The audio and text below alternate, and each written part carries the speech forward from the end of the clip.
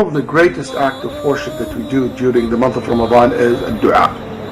It's a great opportunity for us to come closer to Allah and praying and supplicating and begging Him Subhanahu wa ta'ala.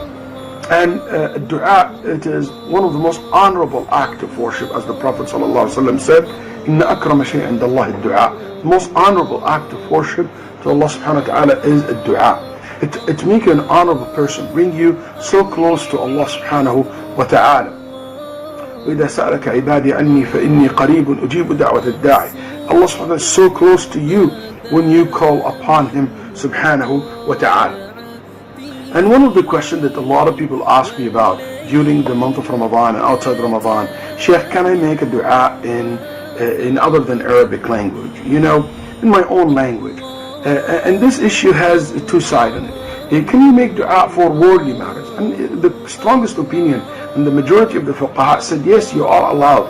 Kan ibn Umar radiallahu anh, during his salah, he will ask Allah subhanahu wa ta'ala, to provide or to help him to provide for his family, to be able to buy the salt and to the food for his family, even for his goats and his cattle. He asked Allah subhanahu to help him to find a good quality of salt, even and he will ask for this during the salah. And not only Ibn Umar, so many people of the companions and the successor did so. And Nabi sallallahu alaihi wasallam said, فَلْيَتَخَيَّرْ مِنَ الدُّعَاء أَعْجَبُ إِلَيْهِ. You can ask and pray for whatever you wish, for whatever you want.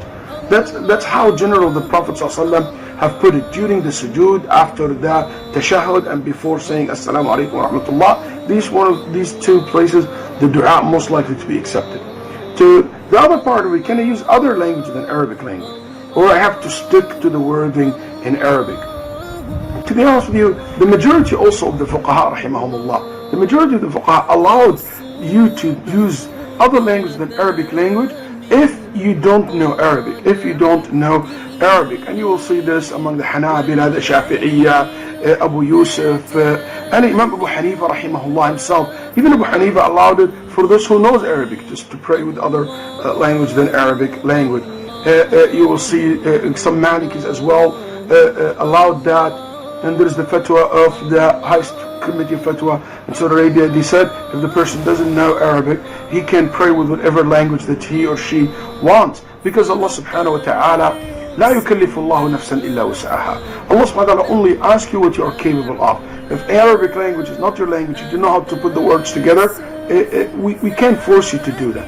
And believe me, brothers and sisters, the last thing that we want, or Allah subhanahu wa ta'ala wants you to do, is to pray with things that you don't understand what it means. So the dua is not the word that comes of your mouth. It is really what comes from your heart. And if you don't understand what you're saying, if you fully don't understand it, I doubt that this dua will truly come from your heart. That's why, take advantage of this month by praying for Allah subhanahu wa ta'ala from your heart. And my advice for you is, before the month of Ramadan start, maybe you can write a list of things that you want to pray for. You can write a list of people that you want to pray for during this month, and be consistent in that. Learn how to praise Allah subhanahu wa ta'ala. One of the beautiful etiquettes of dua is always to praise Allah subhanahu wa ta'ala and to know from His names and attributes what it will be like an introduction to your dua. And we call this tawassul.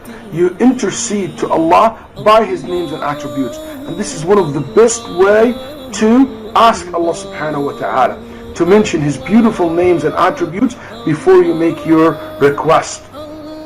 And to include as-salat was-salam ala Rasulillah sallallahu alayhi wa sallam. Umar radiallahu anhu arda said that whenever you make dua, and you did not include the salat was-salam ala Rasulillah, this dua will be stuck between the heavens and earth.